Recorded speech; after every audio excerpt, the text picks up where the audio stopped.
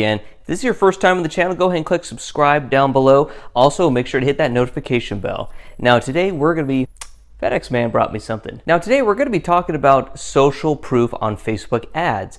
And I'm going to show you how you can actually transfer social proof from one campaign type to another. So let's dive in.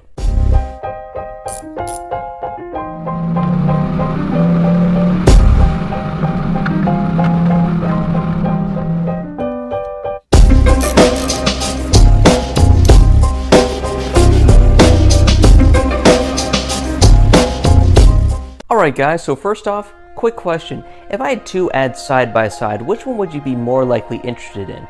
The ads I'm about to draw out right now are going to be for, let's say, vacation. It's hot right now, I would love to be on the beach somewhere instead of just in my sweltering garage. So let's go ahead and look side by side on which one you're more likely to interact with. And from your perspective, what is most likely to, say, make you feel like it's a trustworthy source? So let's take a quick drawing on that.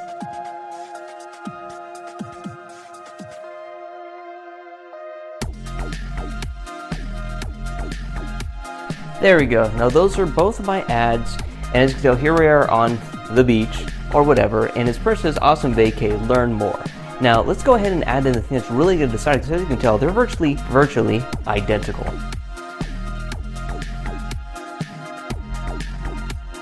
That right there, my friends, is what you call social proof. Pretty much the way how I understand social proof. Social proof shows that other people like it. So for example, say if you're looking at both these advertisements, you see one that says awesome vacation, learn more, and he saw nothing about it. Well, who else likes it? No one likes to be kind of alone when they jump into something new.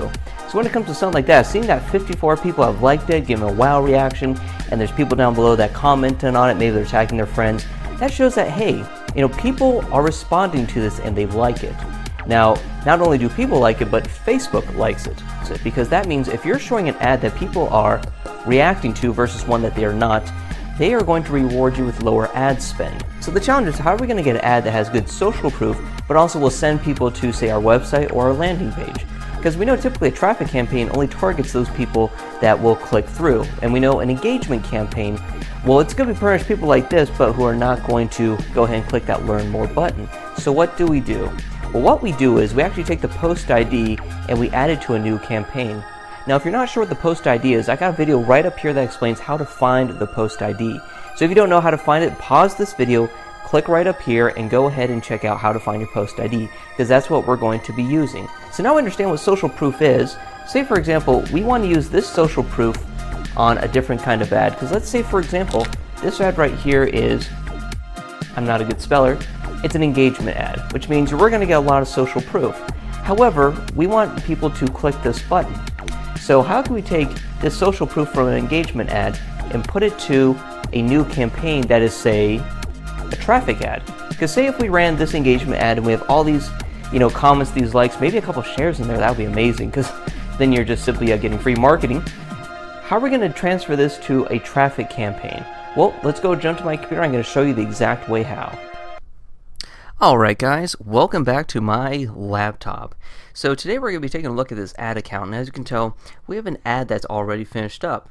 This is an ad for a e-commerce store that does a lot of kitchen goods.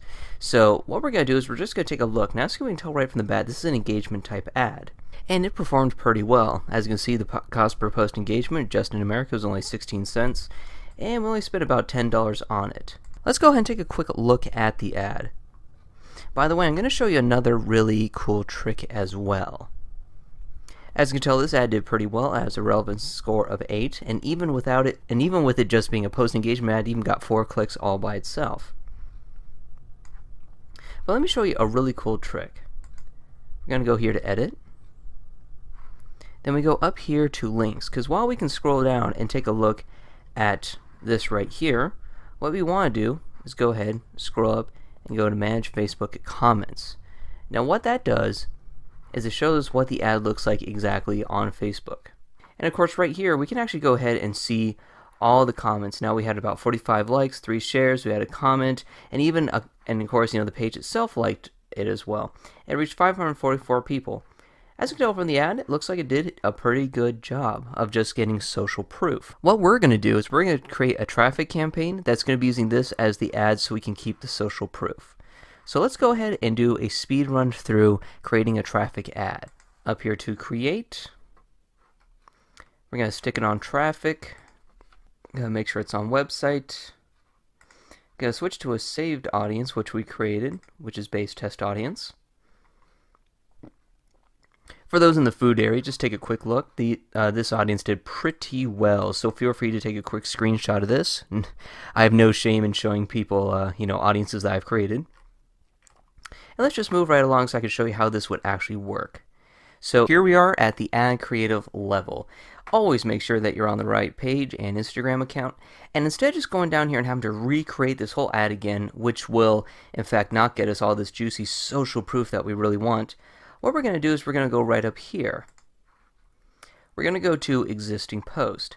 Now sometimes you can actually just go right through the little scroll wheel right through here, but as you can tell, no existing posts. So what we're going to do is we're going to enter in the post ID. Going to go right up here. As you can tell, my post ID video definitely makes a lot of sense to watch with this. And then submit.